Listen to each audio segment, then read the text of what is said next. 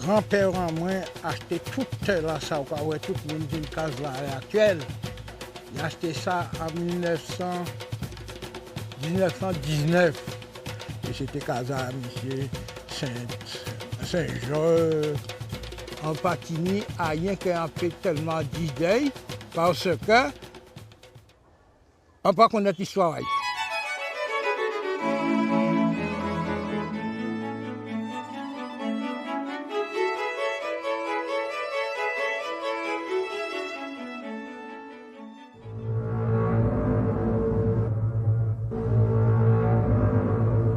Who really was the Chevalier de Saint-Georges? The son of a slave?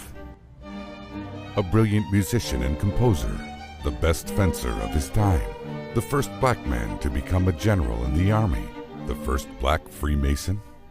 St. George was all of these, and even much more. One of the most significant figures of the 18th century, he brought about a musical revolution and greatly influenced the political scene of his time. Born into slavery, then propelled to the heights of fame and fortune, he was destined to imprisonment, illness, and solitude. But most of all, as one of his biographers stated, St. George was a castaway from history. Indeed, there is no mention of his achievements in history books, no trace of his compositions in music compendiums, or any recollection of his living example to inspire the younger generations. When Napoleon and Josephine reinstated slavery just 2 years after his death, they made a point to erase everything concerning his memory, for the very existence of a colored Superman endowed with all his qualities and talents, whether of physical, artistic, emotional, or spiritual nature, would have widely contradicted any theory advocating slavery. So our hero was sunk into oblivion for 200 years.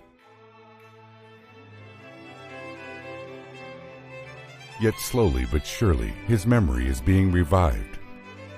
Through the action of a few ardent followers, there is currently a renewed interest for the musical works of St. George, thanks to many musicians and conductors.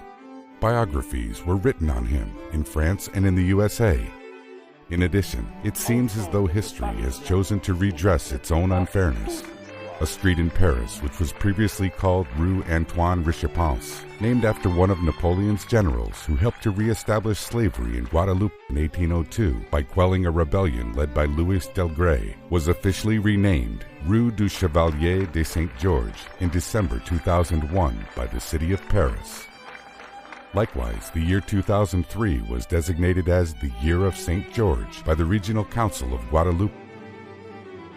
Guadeloupe wanted in turn to share this mythical hero with its brothers from the Caribbean.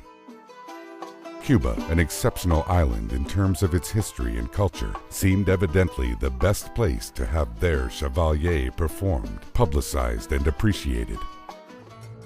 Through the association Guadeloupe, Cuba, Pearls of the Caribbean, and thanks to the efforts of its honorary president, Marcel André Clement, a week of cultural events was organized to mark the arrival of the Black Mozart in Cuba.